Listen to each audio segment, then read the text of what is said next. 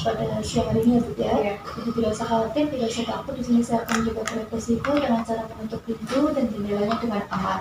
Baik, dengan Ibu siapa? Ibu Agnia. Baik, Ibu Agnia, ada yang bisa saya bantu Bu? Saya mau bertanya, Iya. anak saya lereng pertama kan apa sesar. Ini Mbak, kalau lereng untuk rahim kedua bisa nggak normal? Oh iya, baik. Dulu sesar ini mau normal ya Bu ya. Baik, di sini saya akan menyampaikan tentang PBAC. Apakah Ibu pernah mendengar atau pernah mengetahui PBAC sebelumnya? Belum ya Bu ya. Baik, PBAC adalah proses melahirkan pervaginam atau secara normal.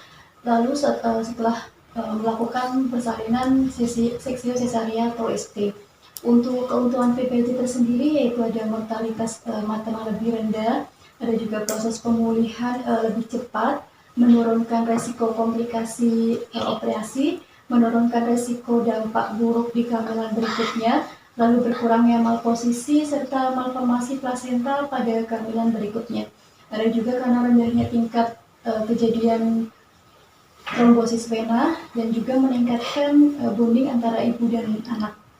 Lalu untuk faktor-faktor yang mempengaruhi keberhasilan PBAC tersebut, yaitu ada riwayat persalinan normal yang sebelum SC, lalu ada jumlah anak yang lebih dari 2, ada juga berat janin, usia ibu, IMT ibu, obesitas yang memiliki keberhasilan tingkatnya lebih kecil, lalu ada juga tinggi badan ibu dan juga jarak dengan kehamilan yang lalu. Untuk indikasi PBAC tersendiri yaitu tulang panggul ibu itu berukuran cukup besar ya Bu ya. Lalu ada juga ukuran berat janin ibu normal dan tidak terlalu besar. Posisi bayinya dalam keadaan normal yaitu kepala ada di bawah dan juga garis sayatan operasi ini berbentuk garis horizontal. Lalu juga ada hanya mengandung bayi 1, tidak kembar dan hanya pernah operasi 1 kali. Lalu untuk tidak memiliki kondisi kronis yang dapat membuat proses melahirkan secara normal ini berisiko seperti placenta previa atau fibroid.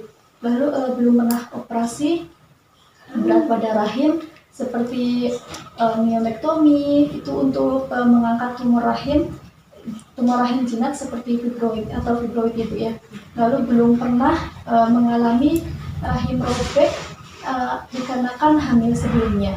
Lalu selanjutnya ada kontraindikasi pada PBAC yaitu memiliki berat badan yang berlebihan atau obesitas, berusia lebih dari 40 tahun dan juga berat badan janinnya ini lebih dari 4 kg. Ada juga karena umur kehamilannya ini lebih dari 40 minggu dan juga kehamilan yang sekarang dan sebelumnya itu jaraknya kurang dari 18 bulan.